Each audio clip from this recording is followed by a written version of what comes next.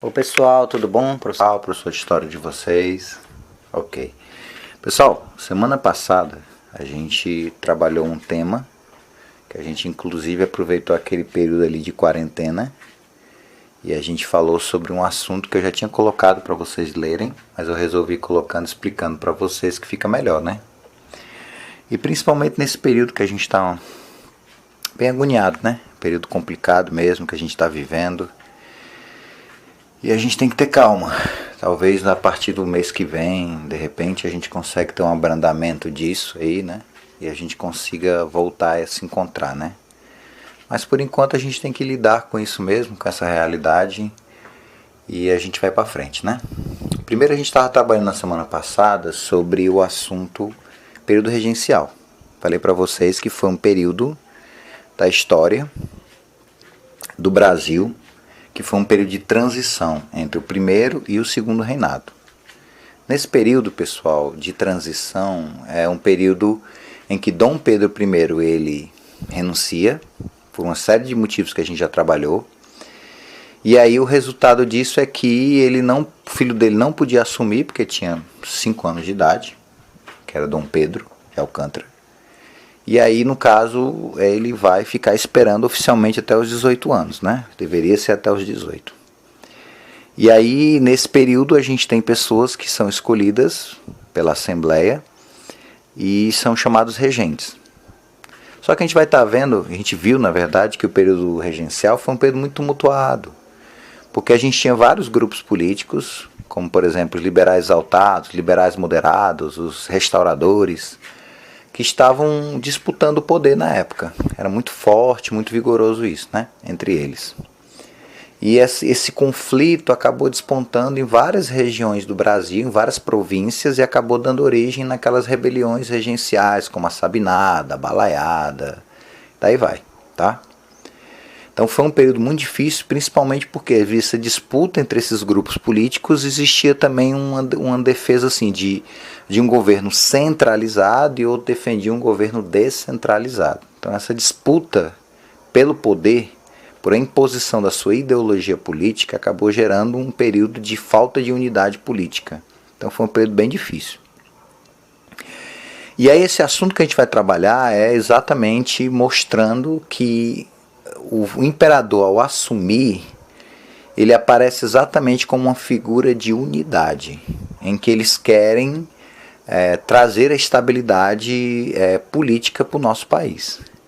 Porque se acreditava que a figura, você tinha esses grupos, cada um assumiu o governo e estava por trás dele aquela ideologia, né? Você não tinha aquela figura representativa. Você tinha grupos ideológicos. Isso acabava gerando esse atrito no país. E essa pessoa que supostamente deveria ser uma pessoa neutra, que é o chefe de Estado, ele estava ausente. Você tinha o chefe de governo, mas faltava o chefe de Estado, né? O chefe de Estado ele é um representante do Estado, da nação, né? Ele é além de uma ideologia, de um posicionamento, né? Então geralmente ele é um fator de unidade. Por exemplo, na Inglaterra, a figura da rainha é uma figura de unidade da nação. Então, no Brasil, para a gente não alongar mais, o imperador ele era exatamente essa figura de unidade da nação. Então, quando Dom Pedro ele saiu, então eles acreditavam, os grupos políticos, que trouxe meio que uma desunião no país. Então, aí a gente viu, inclusive, vou mostrar até imagens, aqui você tem uma imagem, né, representando ele bem jovem, né, no caso Dom Pedro, né, que vai ser o Dom Pedro II, e aqui ele já bem velho, já pertinho de ser tirado do poder, né. E aqui é a representação da chamada bandeira, né, do segundo, do imperial, né, a bandeira imperial. E aí eu não vou entrar muito em detalhes pela questão do tempo, então eu vou bem mais rápido agora. Então, nesse período, pessoal, a gente vai ter uma estabilidade no país, né, que isso vai acontecer. Ele vai governar praticamente por 49 anos. Vai acontecer essa ação, principalmente de um partido, que a gente vai já falar sobre ele, que é o Partido Liberal, que era um partido que estava perdendo força no país, porque os conservadores estavam assumindo. E aí no meio de tudo isso aparecem os liberais tentando voltar ao poder com força total e também garantir a unidade política do país. Aí eles começam a fazer uma campanha muito forte, uma pressão grande, e o Senado acaba aprovando uma coisa que é ilegal, que era a ideia do imperador assumir antes da maioridade, né? Por isso que a gente chama de golpe da maioridade. Não vou entrar mais em detalhes pela questão do tempo. Aí ele é coroado, com 14 anos, na verdade, e incrivelmente foi um período extremamente tranquilo politicamente. A gente teve problema, a gente vai trabalhar isso, tá? Mas foi um período bem tranquilo. Antes do segundo reinado, você tinha grupos políticos, né, que tinham uma participação política, mas os partidos oficiais aceitos pelo governo, bem definidos, a gente vai encontrar, entre aspas, né, a gente vai encontrar no período do segundo reinado. A gente viu que a gente tinha os grupos políticos liberal exaltado, moderado e os restauradores. E aí esses grupos eles vão se subdividir entre si, aquela coisa toda, e acaba dando origem aos dois partidos políticos desse período, que a gente vai já falar sobre ele. Outro destaque também interessante é a questão do café. Café ele vai ganhar grande destaque econômico a partir do segundo reinado e vai ficar aí por uma boa parte do período republicano brasileiro aí, tá? Até 1930 mais ou menos, ele vai ter um grande destaque na nossa economia, né? Então o café aí é o nosso ponto-chave da economia do segundo reinado. Aqui nós temos uma imagem representando a coroação do imperador do Brasil, né? Você vê que ele é bem jovem na imagem. Aí você tem a questão da igreja, né? Possivelmente o arcebispo que está coroando ele, que é um símbolo de que você vê a influência da própria igreja na política nacional. Aqui já é ele já coroado, uma imagem representando ele bem jovem. E aí a gente já passa logo pela parte política, né? Para a gente conhecer exatamente como é que era essa estrutura, como funcionava, né? Primeiro assim, na hora que o imperador Dom Pedro assumiu, aquele quarto poder que a gente trabalhou no primeiro reinado, que é o poder moderador, que dava todos os poderes para o imperador, ele vai voltar de novo para as mãos do imperador, que vai ganhar todo o poder. Mas nesse período vai haver uma disputa que quem mandava no país era o imperador, tá? Isso aí era patente. Mas muitos queriam entrar no governo até pelo prestígio mesmo, né?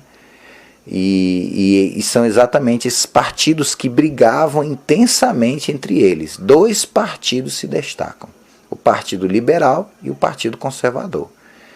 Partido Liberal, geralmente, era o pessoal que já defendia uma coisa mais descentralizada no país, ele acreditava que as províncias tinham que ter uma certa liberdade, defendiam a monarquia, mas acreditavam que deveria haver uma autonomia maior para as províncias. Quase um federalismo, né? E os conservadores, ele já era a galera mais rica, que já defendia a ideia de que o governo tinha que ser, sim, muito centralizado até para conseguir a unidade da nação. Então eles disputavam ardorosamente isso, e na primeira eleição que aconteceu, foi até pancada que saiu, porque muitos eleitores eles acabavam sofrendo violência para poder votar naqueles candidatos respectivos, né, do grupo dos liberais. Foi tão vigoroso isso, e também a própria fraude eleitoral, né, muitas vezes eles pegavam...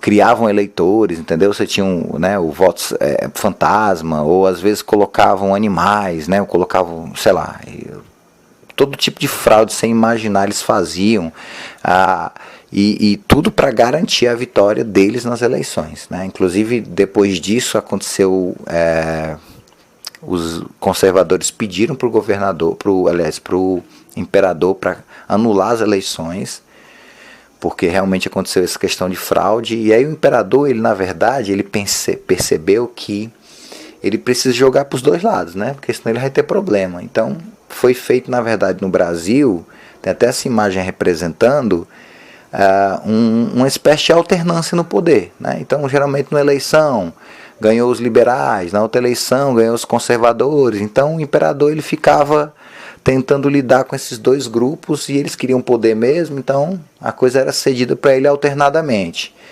E às vezes eles conseguiam até mesmo, pessoal, governar juntos. A gente teve um período da história do Brasil, nesse período, que foi o período era da conciliação Entre os dois governaram juntos, né? A gente pensa assim, esses partidos eram muito diferentes. Não, não eram tão diferentes, né? Então, até tinha um dizer da época era assim, quer ver um conservador no poder, coloca um liberal. Ou quer ver um liberal, coloca um conservador. Então, a coisa era muito parecida, né? Então, não tinha tantas diferenças assim. Tinha diferença, assim, geral, mas na hora que estavam governando era praticamente farinha do mesmo saco, né? Tem até algumas imagens aí representando a questão do político, né? A questão da farinha do mesmo saco. Aqui também essa ideia passada em relação, fazendo uma analogia com os partidos de hoje, né? Querem ser tão diferentes do outro, na verdade são tão parecidos, né? No final das contas. Aqui é uma imagem que inclusive já caiu em questão de vestibular, que é uma imagem representando as eleições do cacete, né? Aí está sendo um bazar que está sendo vendido armas, né?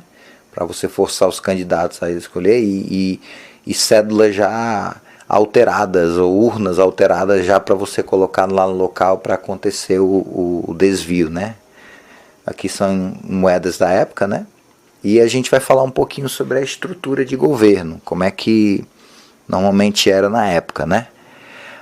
Normalmente era assim, você tinha a figura do imperador, que era uma figura de autoridade, como a gente falou, de poder total, tá?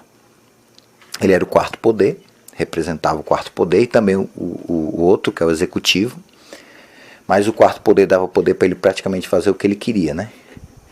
E aí a gente chega numa coisa que é bem curioso, porque no Brasil a gente vai ter uma experiência de parlamentarismo. Para quem não sabe o que é parlamentarismo, é quando você tem um governo em que o chefe do parlamento, no caso se fosse hoje, do Congresso, seria, o presidente seria o chefe que cuidaria da questão do governo, né? Então seria um chamado parlamentarismo. O parlamentarismo que a gente conhece, estruturado na questão de monarquia, é a questão da Inglaterra, que a gente chama de como referência, né? Na Inglaterra você tem a figura da rainha, por exemplo, que é a chamada chefe de Estado. Mas a rainha ela não governa, a rainha delega oficialmente alguém para governar, que é o chamado chefe do parlamento. Só que aí é uma curiosidade interessante, porque na Inglaterra, quem é que escolhe os membros do parlamento? O povo, né? E aí o parlamento vai e escolhe o chefe deles, tá? Geralmente é o partido da maioria. E aí normalmente ele escolhe e aí é apresentado para a rainha e a rainha aceita. Então se tu perceber, o poder está vindo de baixo para cima. Então a ordem que a gente costuma dizer é uma ordem natural, é o poder vindo do povo para cima. É como acontece hoje, né? Você vai lá, participa do processo eleitoral, entrega um poder para um político e aquele político vai usar o poder que veio da gente, deveria ser para o benefício de todos, né? Mas a gente sabe que na prática isso muitas vezes não acontece, tá bom? Beleza? Aí o que acontece? No Brasil, a gente vai ter a figura do espécie de primeiro-ministro, que na verdade era o chefe dos ministros. Mas aí uma curiosidade é porque no Brasil a gente fala que é as avessas, é uma versão brasileira. O poder não vem de baixo para cima, o poder vem de cima para baixo. Normalmente quem escolhe o primeiro-ministro, que na verdade era o chefe dos ministros, era o imperador. Aí o imperador vai, apresenta normalmente, aí esse primeiro-ministro, ele vai, escolhe o grupo que vai trabalhar com ele, são chamados ministros, né? E aí ele é apresentado geralmente pro parlamento. Aí se eles aceitarem, ele começa a governar. Se não aceitarem, o governador, aliás, o imperador tinha a opção de dissolver o parlamento, e aí acontecem novas eleições, até que eles aceitassem a vontade do imperador, né? Ou se não, ele demitia aquele primeiro-ministro e escolhia outro para agradar aqueles grupos políticos que estão ali. Normalmente, sempre o imperador queria ter o que ele queria, então ele impunha, e se não aceitassem a vontade do imperador, normalmente você acabava perdendo seu cargo público. Então o poder realmente estava nas mãos do imperador. No Brasil, o rei, por exemplo, na Inglaterra, o rei reina, mas não governa. No Brasil, o rei reina e governa, e ainda ri das pessoas que simplesmente discordam disso, né? Porque ele faz o que ele queria, porque ele é a autoridade suprema no Brasil. Até mostro aí para vocês alguns pontos, né? Que é a montagem do gabinete aí dos ministros, né? Esse primeiro-ministro é apresentado para a Câmara, e aí normalmente ele ia ganhar o voto de confiança. Aí eu disse para você, nessa hora, se a galera não aceitar, ele tinha duas possibilidades, dissolver a Câmara ou demitir o primeiro-ministro, tá? Daí a gente percebe logo de cara que o poder estava nas mãos do imperador. Por isso que a gente chama de parlamentarismo às avessas. Aqui a gente tem uma imagem simbolizando a questão da estrutura de governo, né? Como é que acontecia normalmente na época, né? Aí você tem a figura do imperador que está assim representado na questão do poder moderador, né? Aí ele vai fazendo o que ele quer, ele vai escolher o Conselho de Estado, vai escolher o primeiro-ministro escolhe os que vão realmente governar, que é o Conselho de Ministros, né? E aí tem toda essa estrutura aqui montada, como funciona. Mas você percebe aqui que um grande poder de grande destaque é o poder do próprio imperador. Tranquilo? Espero que até agora você esteja entendendo e não haja nenhuma dificuldade, tá bom? Aí você fala assim, Cal, foi um período totalmente pacífico? Não, não foi. Tá? A gente teve conflitos. O conflito principal que a gente teve, mas claro que foi diferente do período regencial, que a gente teve muitas revoltas, então foi um período muito difícil. Na questão do segundo reinado, a gente vai ter uma revolta que foi a chamada Revolução Praieira, que foi praticamente a única revolta que eles experimentaram, tá, nesse período. Então, assim, você não vai ter... A gente vai ter a Guerra do Paraguai, mas é um conflito externo, né? Aí já é outra coisa, beleza? Na Revolução Praieira, a gente chama que foi uma revolta que aconteceu por interesse também político, né? Primeiro porque aconteceu em Pernambuco, né, que era um grande foco, um reduto de revoltas, né? Também já aconteceu outras também lá, né? Por exemplo, a Confederação do Equador e daí vai. E o que acontece? Lá você tinha dois grupos de grande destaque. Você tinha a família Cavalcante, que era uma família que tinha grande poder político, grande influência política e econômica também. E normalmente essa família governava totalmente com apoio do governo. E eles muitas vezes oprimiam a própria população, porque eles tinham poder nas mãos, né?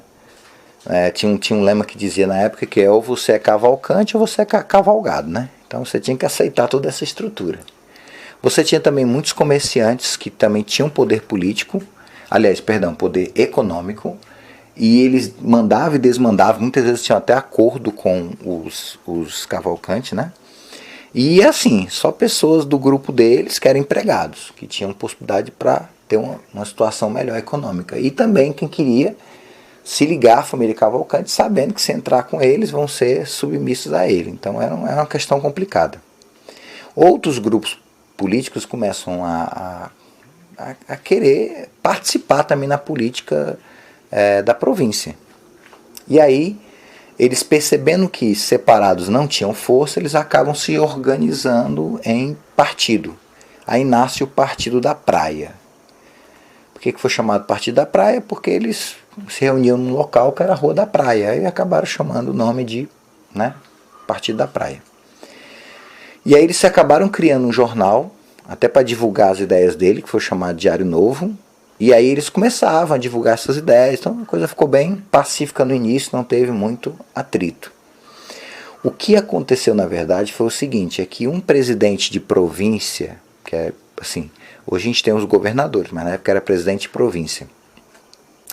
O presidente então foi escolhido da província e esse agradou muito ao pessoal do Partido da Praia, né? Ele era muito favorável ao pessoal do Partido da Praia, inclusive até ofereceu cargos públicos para eles e até escutar as reivindicações deles e queria atender.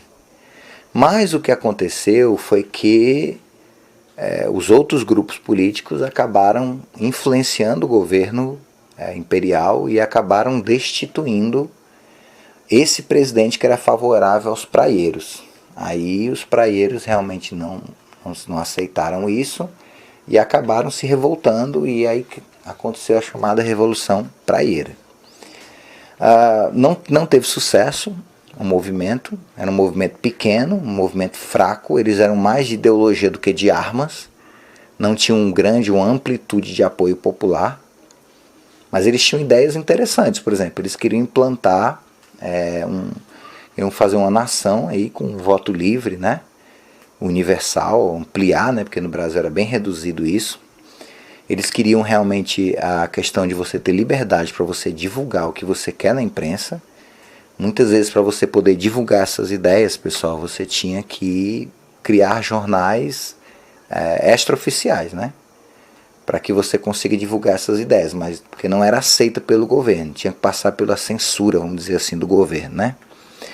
Queriam também que o poder moderador ele fosse extinto, que não tivesse essa figura de um quarto poder mandando sobre os outros poderes, porque queriam uma coisa mais como nós, tripartição do poder mesmo, 3 poderes, né? Queriam uma coisa que até era chocante na época, que é o federalismo, né? Essa questão de autonomia para as províncias. Então, isso era um problema enorme.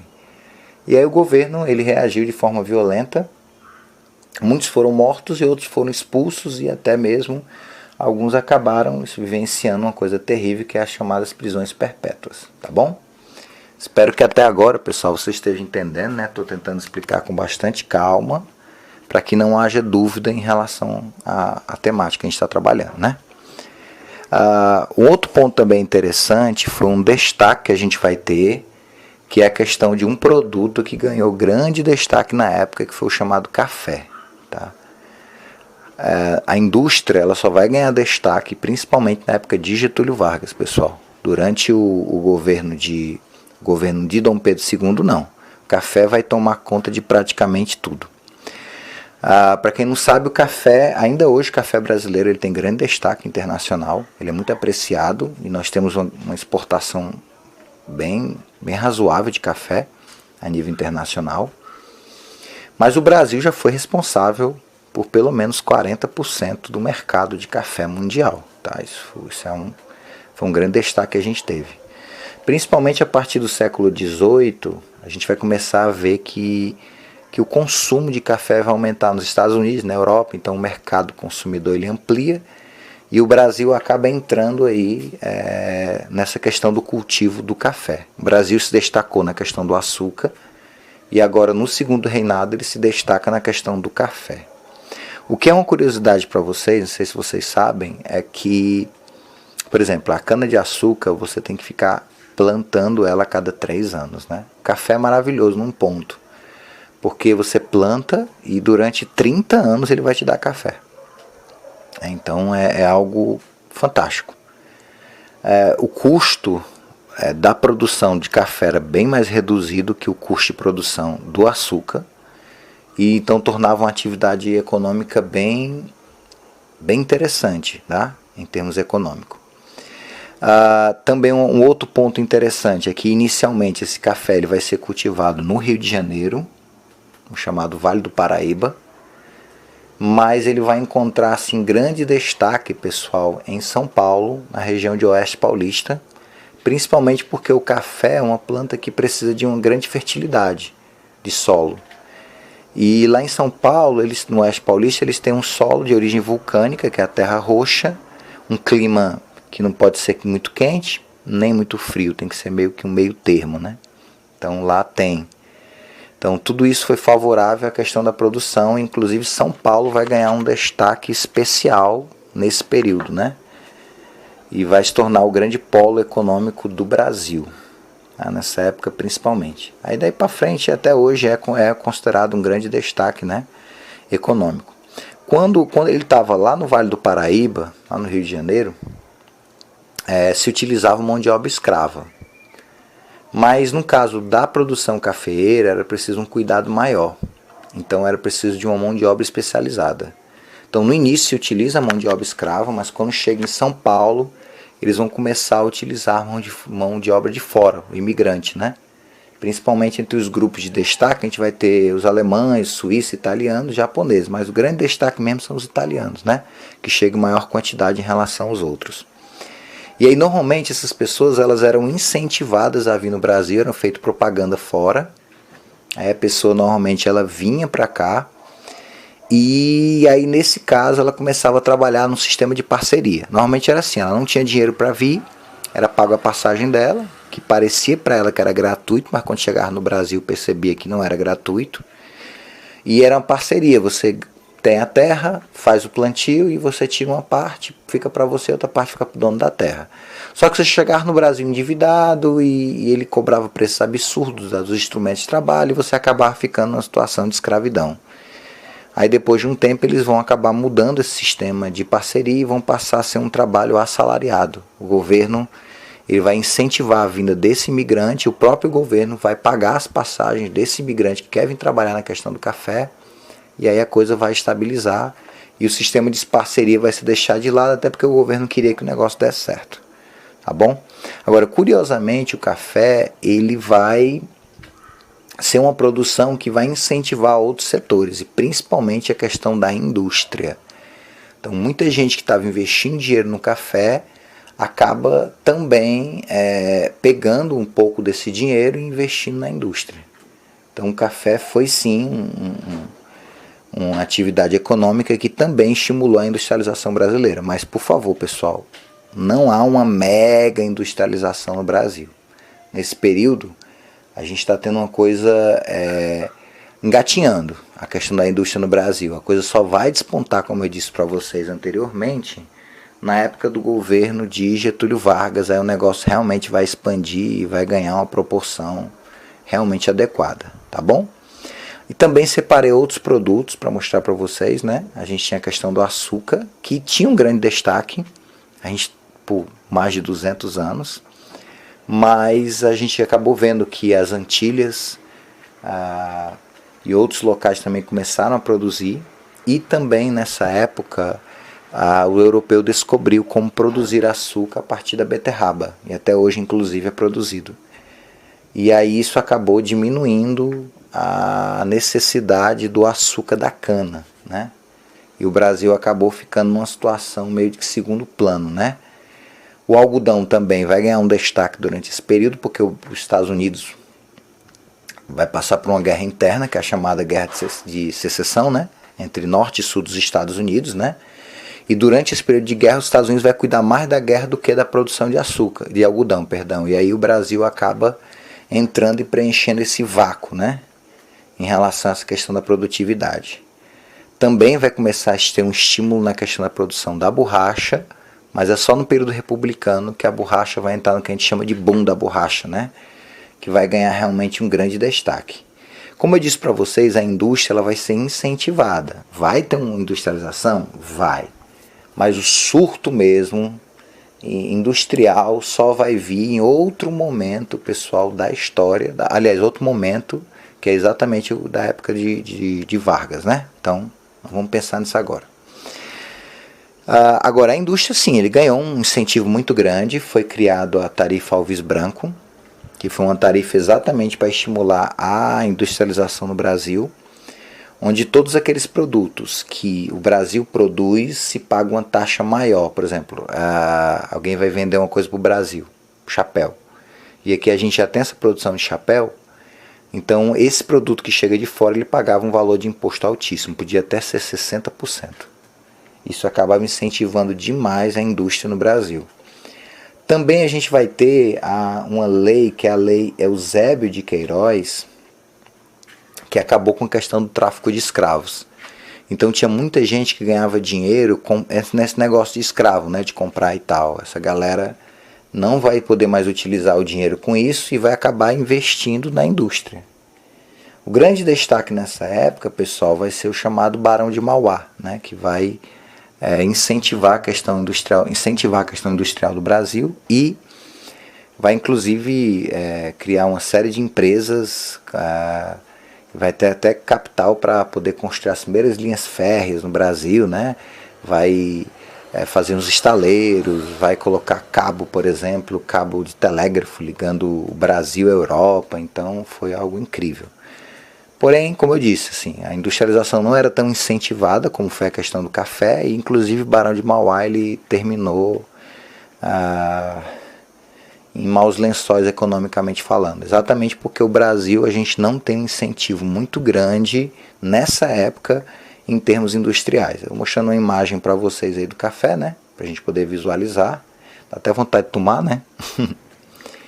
Aqui nós temos exatamente o café já no pé, né? o fruto dele, que isso aí vai ser torrado, né, para poder fazer o café, né, como você está vendo aqui anteriormente. Aí você vê um cafezal aí bem, né, planta de café bem abarrotada, né. Aqui nós temos uma imagem de época retratando exatamente o momento da colheita desse café. E a gente tem exatamente um processo que ainda hoje é feito, que primeiro esse café ele vai ser secado ao sol, né? E depois eles vão fazer eles vão geralmente assar esse café, e aí a gente vê que no ramo do café normalmente vocês têm os graus de torragem, né? Para ele ser suave e tal, tem toda aquela coisa que é feita até os dias atuais, tá bom? A gente não vai alongar muito, a gente só vai fazer uma introdução a esse assunto. Então a gente vai parar exatamente na questão da economia da época. Na próxima semana a gente vai falar sobre esse conflito que aconteceu externamente, que é a Guerra do Paraguai, né? A gente deixa para a semana que vem. Mas eu agradeço aí para vocês e a gente prossegue na semana seguinte, tá bom? Valeu, pessoal!